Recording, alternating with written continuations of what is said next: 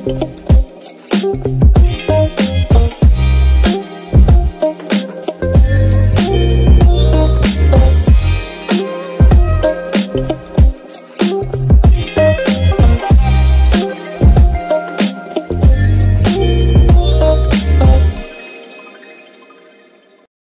warahmatullahi wabarakatuh. Nama saya Rosi Novianti, NPM 10417-197, asal Fakultas Hukum, kekhususan Hukum Internasional. Saya akan melakukan presentasi dari jurnal saya yang berjudul Tanggung Jawab Houthi yang melakukan perekrutan anak sebagai tentara dalam konflik bersenjata di Yaman ditinjau dari hukum internasional.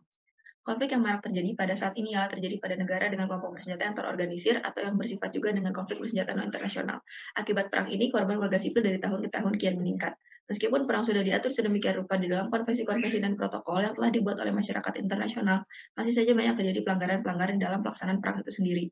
Salah satu bentuk pelanggaran itu ialah berupa perekrutan tentara anak. Perekrutan tentara anak secara jelas sudah merupakan bentuk pelanggaran terhadap hak-hak anak. Salah satu aktor non-negara yang melakukan perekrutan tentara anak yaitu Houthi pada konflik bersenjata di Yaman. Houthi sendiri adalah aktor non-negara yang melakukan pemberontakan domestik selama bertahun-tahun. Berdasarkan laporan Human Rights Council terkait situasi HAM di Yaman, diperoleh data bahwa antara Juni 2015 hingga Februari 2020, Houthi telah merekrut anak laki-laki sebanyak 163 anak dan merekrut 34 anak perempuan dengan kisaran umur 13 hingga 17 tahun yang kemudian dimanfaatkan sebagai mata-mata perekrut anak-anak lain, para medis ataupun penjaga. Pada kasus perekrutan tentara anak oleh Houthi pada konflik bersenjata di Yaman ini belum mendapatkan pertanggungjawaban. Padahal sejak tahun 1970 sejumlah konvensi internasional yang berlaku mencoba membatasi partisipasi anak pada konflik bersenjata. Dari pemaparan di atas, Houthi terindikasi telah melakukan pelanggaran pada hukum internasional, hukum pidana internasional, dan juga hukum humaniter internasional. Namun, pengaturan instrumen hukum internasional cenderung menitikberatkan pada kewajiban subjek hukum negara. Padahal kasus perekrutan anak sebagai tentara paling banyak dilakukan oleh kelompok bersenjata non-negara. Nilai menyebabkan tidak jelasnya pengaturan hukum internasional untuk dapat dimintai pertanggungjawaban pada kelompok bersenjata non-negara. Berangkat dari pendahuluan ini,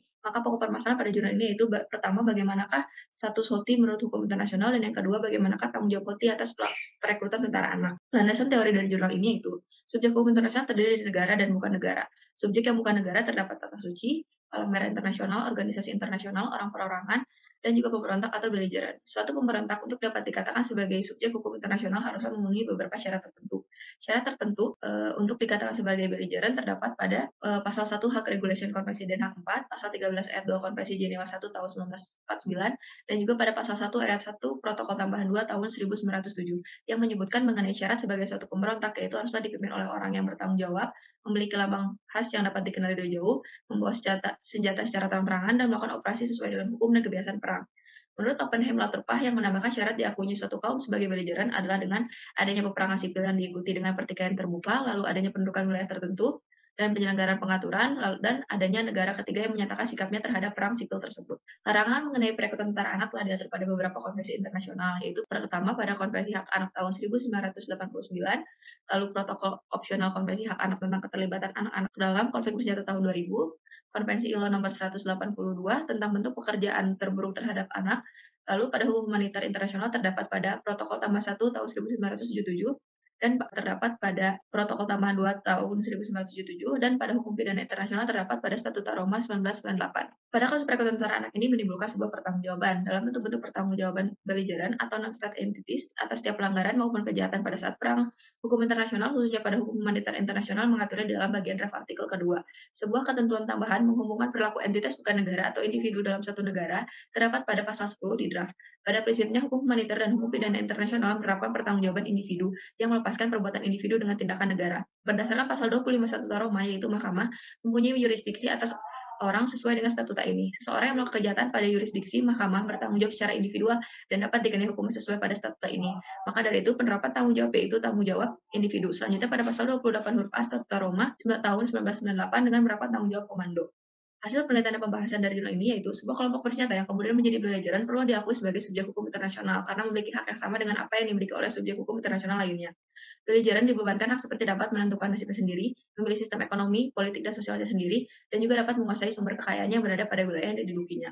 Houthi sendiri telah memenuhi syarat-syarat sebagai belligerent. Akibat dari pengakuan ini, maka Houthi haruslah memenuhi kewajiban-kewajibannya sebagai belligerent. Sudah diakui bahwa perekrutan tentara anak melanggar konvensi-konvensi internasional sehingga menimbulkan tanggung jawab. Tanggung jawab internasional terdapat pada beberapa jenis, salah satunya itu tanggung jawab atas kejahatan internasional. Berdasarkan pasal 4 draft artikel tentang tanggung jawab negara atas tindakan pelanggaran internasional tahun 2001 telah disebutkan bahwa perilaku para organ negara akan dianggap sebagai tindakan dari negara tersebut menurut hukum internasional, apakah sebagai organ legislatif, eksekutif, yudikatif, atau fungsi lainnya. posisi apapun berlaku dalam organisasi negara, dan apapun karakternya sebagai organ pemerintah pusat atau unit teritorial negara. Yang kedua, sebuah organ termasuk setiap orang badan yang memiliki status sesuai dengan hukum nasional negaranya. Dari uraian di atas, maka dapat dikatakan bahwa subjek hukum internasional yang bukan negara, dalam hal ini khususnya adalah kelompok bersenjata atau beligeran, dapat secara penuh bertanggung jawab atas setiap tindakan yang melanggar hukum internasional, khususnya pada hukum humaniter internasional, seperti halnya pertanggungjawaban negara atas perbuatan organnya.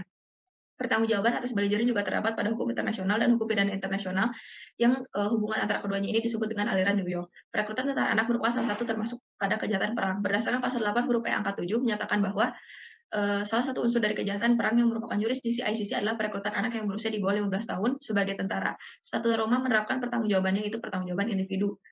Prinsip pertanggungjawaban pidana secara individual sekarang ini merupakan prinsip yang telah diakui dalam hukum internasional.